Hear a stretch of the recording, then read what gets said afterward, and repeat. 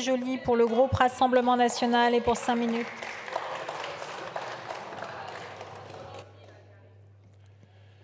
Merci Madame la Présidente, Monsieur le Ministre, chers collègues.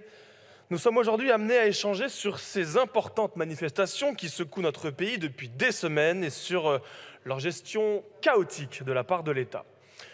La très large majorité des Français opposés à la réforme des retraites a participé ou communié à ces très grandes manifestations populaires qui révèlent non seulement un rejet très fort de ce projet injuste et violent, mais aussi la colère légitime suscitée par la gestion destructrice et erratique de la France par Emmanuel Macron et ses gouvernements successifs. Malheureusement, ces manifestations, comme l'ont été celles des Gilets jaunes, ont une nouvelle fois confisquées. Confisquées par cette extrême gauche ultra-violente et qui veut faire la révolution après avoir voté non pas une fois mais 2 fois pour Emmanuel Macron et qui a participé à plusieurs gouvernements au cours de ces 40 dernières années.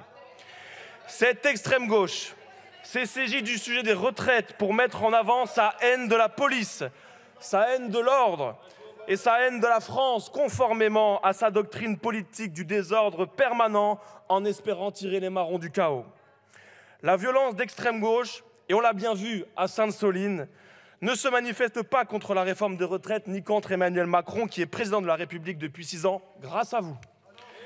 Elle est dirigée contre le principe d'ordre et contre le principe de nation. Quand bien même nous aurions un président et un gouvernement soucieux des intérêts des Français, l'extrême gauche viendrait hurler et casser pour le principe de contester, de générer du désordre sans avoir aucun projet politique alternatif. Les Français doivent le comprendre. Ce qui pousse l'extrême gauche, eh bien, ça n'est pas rationnel. C'est une fièvre rageuse et désorientée qui pousse au néant, à la destruction de tout et de tout le monde. Rien de logique, rien de constructif. C'est le principe de la lutte pour la lutte contre tout ce qui paraît exister de façon ordonnée. Alors il y a des violences, oui, mais ce ne sont pas des violences, ce sont des violences d'État. Jeter le discrédit sur les policiers accomplissant leur mission de maintien de l'ordre, c'est odieux. Par contre, porter un regard critique et même sévère sur la chaîne de commandement et sur la gestion des manifestations au plus haut niveau est indispensable. Disons-le clairement, l'État en France n'est plus un État fort. L'exécutif n'est pas fort, il est dur, ce qui n'est pas la même chose. Faible avec les gros, avec les délinquants, avec les puissances étrangères et économiques hostiles et les lobbies.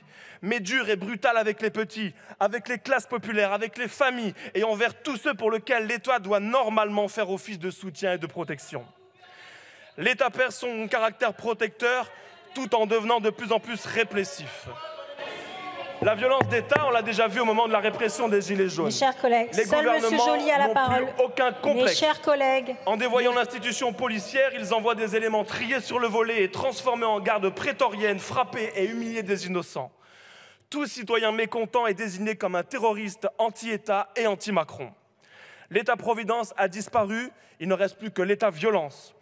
La France a fait face à une succession d'équipes dirigeantes antinationales et antipopulaires qui ont transformé l'État en ennemi du peuple, dévoyant la souveraineté et la démocratie dans notre pays.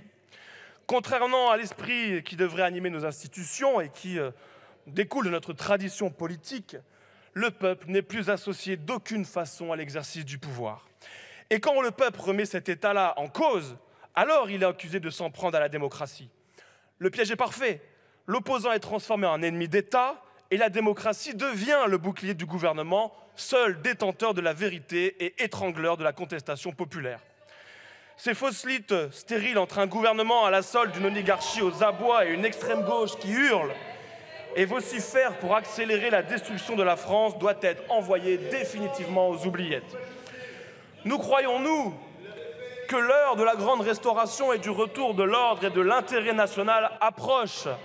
Les Français le savent, nous sommes prêts à incarner la troisième voie entre l'ultralibéralisme et l'ultramondialisme d'Emmanuel Macron d'un côté et le chaos permanent de l'extrême gauche de l'autre. La France ne peut sortir du chaos que par le haut, par plus de justice, plus de protection, plus d'ambition, en un seul mot, plus de nation. Merci, monsieur le député. La parole